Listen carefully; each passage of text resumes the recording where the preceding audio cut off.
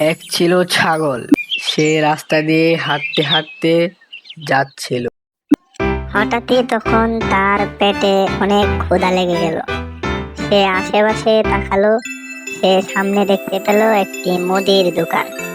সে মুদির দোকানের সামনে গিয়ে দোকানদারকে বলতে লাগলো,